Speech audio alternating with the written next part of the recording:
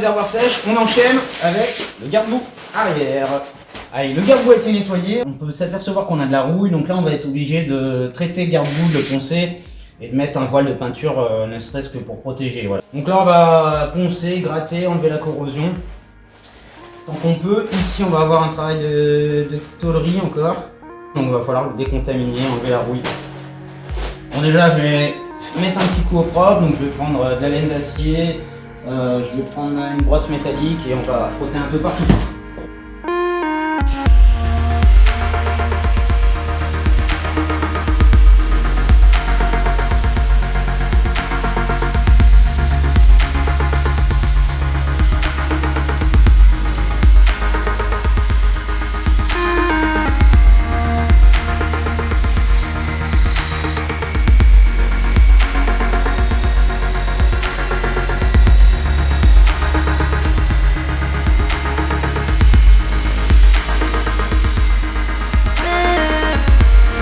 Voilà ce que ça donne. J'ai décontaminé les parties, voilà, à l'intérieur aussi. Juste sur ce niveau-là, de toute façon ça risque de rerouiller ailleurs, on s'en occupera après. Donc là je vais aller chercher le poste à souder et on va ressouder tout ça au mieux pour qu'on puisse fixer les nouveaux clignotants qui sont d'ailleurs arrivés.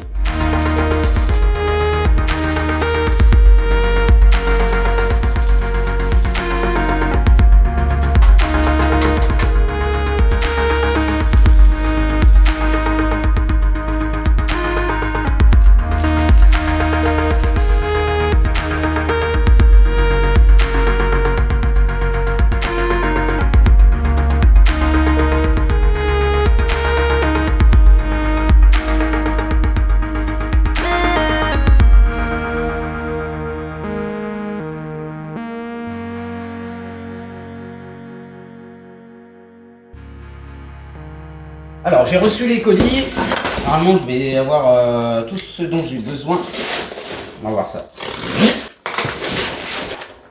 Ok, on a les clignotants, voilà, super. Donc là on a les 4, avant-arrière, ah non ce sont les poignées, voilà, avec l'embout directement, puisqu'il manquait un embout, ça fera les économies en même temps. Ok, ensuite on a les rétroviseurs. Alors ils sont comment? Ok. Ah, pas mal. Voilà, j'ai tenu à les prendre en chromé. C'est bien, ils sont pas trop grands, ça va être top. Côté un petit peu Harley, chromé, pour garder pas trop dénaturer la machine non plus, pas que ça fasse trop moderne. De l'huile. On a le joint pour le boîtier du filtre à air. Joint spi pour le filtre à huile. C'est quoi ça? C'est joint spi pour la pipe. Ici on a le joint du bouchon de vidange. On a le filtre à air qui était tombé en miettes, tu te rappelles. Voilà. Et là on a la pipe toute neuve. Yes. Donc ça vaut cher. Ah, c'est une belle pièce. Hein. Ouais. Ok. Donc voilà. Bon, allez, il y a du taf, truc de bavardage. Here we go. Bon, allez, comme je t'ai dit, j'ai pas le temps de filmer. Ponçage du mastic. Donc là, j'essaye de recréer une surface plate. Donc avec une cale plate, comme je te disais, tu vois, tu peux mettre tes doigts. Voilà. L'essentiel, c'est d'avoir remis la tôlerie, enlever la rouille, avoir percé au bon diamètre des clignotants pour mettre les clignotants neufs. Donc tu vois, dans un mastic, c'est ce qui est problématique souvent, hein, même quand tu as l'habitude de le faire, c'est que tu le poses d'une certaine manière et à un endroit, juste à un endroit, ça va venir tout flinguer. En fait, c'était bon et il manque qu'un seul endroit. Donc il va falloir remastiquer, mais après, il faut faire attention à pas redécouvrir ailleurs. Donc voilà, le mastic, c'est quand même un art aussi, mine de rien, même si on dirait pas. Mais si tu veux vraiment un travail fini, nickel, parfait, c'est de la maîtrise quand même. Donc pour ceux qui n'ont pas l'habitude, forcément, même si tu penses que c'est parfait, si tu l'aurais fait faire par un pro, tu aurais tout de suite vu la différence et que c'était loin d'être parfait au final. Allez, go!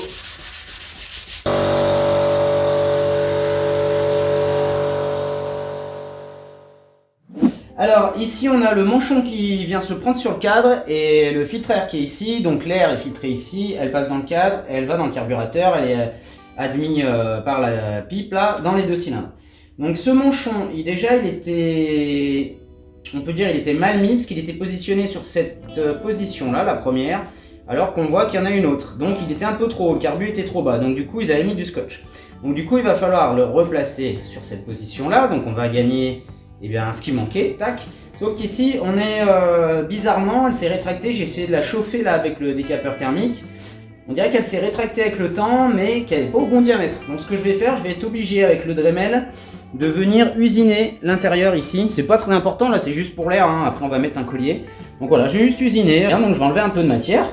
Et après je mettrai un collier, et voilà. Et là il regagnera l'admission correcte. Après au niveau des réglages, je regarderai sur le manuel d'atelier pour lui remettre les réglages au vis de richesse d'origine. En tout cas voilà, on aura une admission d'air saine et saine par changement du filtre et des joints ici, tout ça, et surtout un bon réglage carburateur, et ça améliorera le rendement moteur. Allez, c'est parti.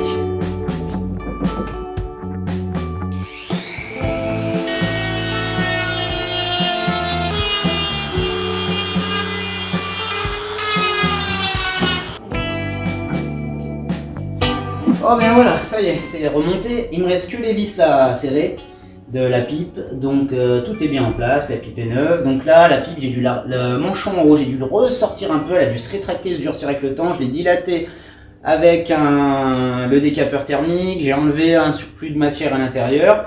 C'est bien, elle est très très bien mise, là ça bougera plus, là aussi c'est stable. Tout est en place maintenant et le manchon, il est à sa place, là il bougera pas, de toute façon tout est calé, il n'y a pas de flexibilité à cet endroit là. Donc super, je suis content, voilà ce qu'il y avait avant à la place, du Chatterton, voilà, et il y avait un jeu, donc en plus des craquelures de la pipe et des prises d'air, on avait également un surplus d'air ici. Bon bien voilà, j'ai terminé les mastiques, j'ai rangé un petit peu, alors je vais passer dans la dernière phase avant d'apprêter les pièces, donc voilà le mastic, ce que ça donne au final. Donc j'ai redressé, j'ai comblé les fuites et j'ai fait un mastic sur toute la longueur. Voilà. J'ai bien rattrapé tous les défauts ici, recréé un arrondi ici. J'ai donc ensuite dégrossi tout le reste, que j'avais commencé au 180 pour enlever le plus gros. Ensuite je suis passé au 240, puis au 320. Maintenant je vais passer au 800 à l'eau qui correspond à du 400 à sec. Mais les finitions sont bien plus propres et l'eau permet d'enlever les impuretés. Voilà, donc là j'ai fini, j'ai dégrossi 240-320, on réduit petit à petit. Et maintenant je vais m'attaquer au garde-boue. Fini les mastiques sur les côtés, donc là j'ai tout ressoudé, j'ai enlevé la corrosion dessous, je vais traiter la corrosion, là maintenant j'ai gratté partout avec un traitement au zinc. Et après je viendrai mettre un brouillard et un peu de peinture à l'intérieur, tout a été poncé grossièrement pour l'intérieur, mais au moins pour qu'il y ait une accroche. L'accroche principale doit être sur l'arête ici, donc là j'ai poncé un peu plus... sérieusement, et le reste avec la brosse métallique et la visseuse. Donc là on peut voir toutes les rayures du 180, pareil, mon plateau mousse, ma ponceuse pour dégrossir en gros et le reste à la main. Bien entendu il est préférable de prendre des papiers adaptés à la main, les grains ne sont pas disposés de la même manière puisque là le mouvement est prévu pour faire un mouvement orbital sur la machine. Elle tourne de façon circulaire mais également autour de l'orbite, donc elle va faire des mouvements comme ça. Également poncer les petits carénages en plastique sur le côté. Donc le propriétaire ne souhaite pas remettre les monogrammes, on va pas les remettre. Donc là pareil, 240, 320 et après un seau d'eau et on passe au 800 à l'eau à la main. Après je nettoie la cabine et on passe de l'après.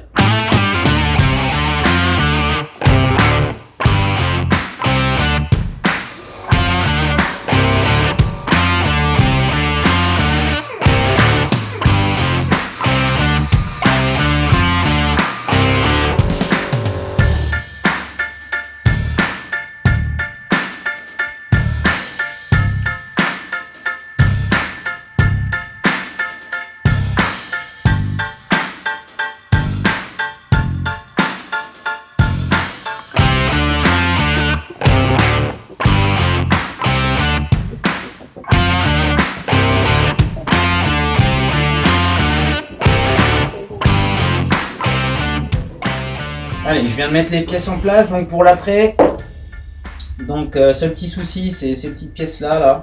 Je vais les mettre sur ces supports, donc je vais devoir peindre comme ça. Après, pour là c'est l'après, je peux tout faire d'un coup. Par contre, si t'as pas de cabine, donc il faudrait, l'idéal en carrosserie, on a une soufflerie par le haut. Donc l'air arrive de dehors et est filtré avec des filtres, pousse la peinture en bas. Et en bas, on a de l'aspiration aussi. Donc ça aspire en bas et ça pousse en haut.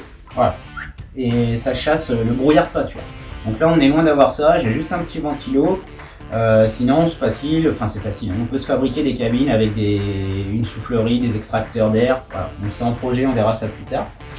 Elle pourra pallier au défaut du brouillard ou quoi qui va venir se déposer sur la peinture. Sur l'après on s'en fout parce que je vais poncer.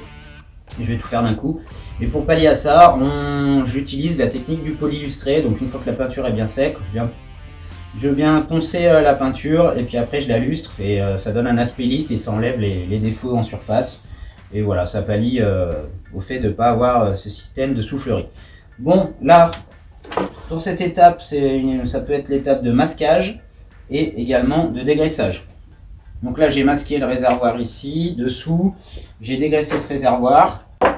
Et là, je vais venir dégraisser mes pièces. Donc un chiffon sec et un avec le dégraissant. Donc un pour venir mouiller la pièce et l'autre pour venir essuyer. C'est important d'essuyer, vraiment. Et c'est important de souffler après aussi pour enlever peut-être les fibres des papiers là qui viennent se déposer dessus. Donc pareil, c'est du papier spécial, hein, un peu fibreux là, donc comme du coton un peu. Et après on utilise juste avant la peinture un tampon d'essuyage. Donc c'est vraiment important de bien dégraisser avec un dégraissant spécial, hein, anti-silicone, pour pas qu'il y ait de corps gras et de réactions chimiques, de frisures ou de réactions en tout cas. Il ne faut pas hésiter à bien nettoyer les pièces, bien les souffler et passer le tampon d'essuyage avec un petit coup de soufflette juste avant de peindre. Tout vient de la préparation, mais cette étape-là elle est aussi importante pour que les produits adhèrent bien aux pièces. Aussi, qu'il n'y ait pas de gras et que la peinture ne se barre pas avec le temps. Donc là, sur les plastiques, par contre, je vais aller chercher la bombe de primaire d'adhérence, comme je t'expliquais. Donc c'est une petite bombe qui va permettre de créer une zone d'accroche. Donc ça peut s'appeler primaire d'adhérence. Tu as du wash primer aussi. Tu utilises également pour l'aluminium. Voilà. Sur les jantes en alu, par exemple sur la R1. Et j'étais obligé de mettre du primaire d'adhérence également sur les jantes pour pas que la peinture se barre. Et dans certains cas, avec certains plastiques, comme sur les 50, là, des vieux plastiques bizarres, là, même avec le primaire d'adhérence, ça a du mal à tenir. Et avec les vibrations, tout ça, ça finit par se décoller. Alors que sur un scout ou des pièces qui sont un peu plus grosses et qui sont mieux maintenues, il n'y a pas de souci. Bon, je vais aller reponcer un coup celui-là, bien sûr je ne vais pas le faire ici. Je dégraisse et on prépare l'après, on va mettre du primaire d'adhérence sur ces petites pièces là. Le primaire d'adhérence tu le passes, tu mets une petite couche, tu attends 5 minutes, tu en remets une autre très fin, à peu près entre 10 et 20 microns, 15. Voilà, c'est très fin, tu attends une vingtaine de minutes à peine. De toute façon c'est écrit hein, sur les produits, ça dépend, il y en a ils conseillent de garder mouillé sur mouillé. Et d'autres 20 minutes et puis et après c'est bon, tu peux appliquer la peinture. Bon, allez, je vais corriger ces petits défauts et je reviens.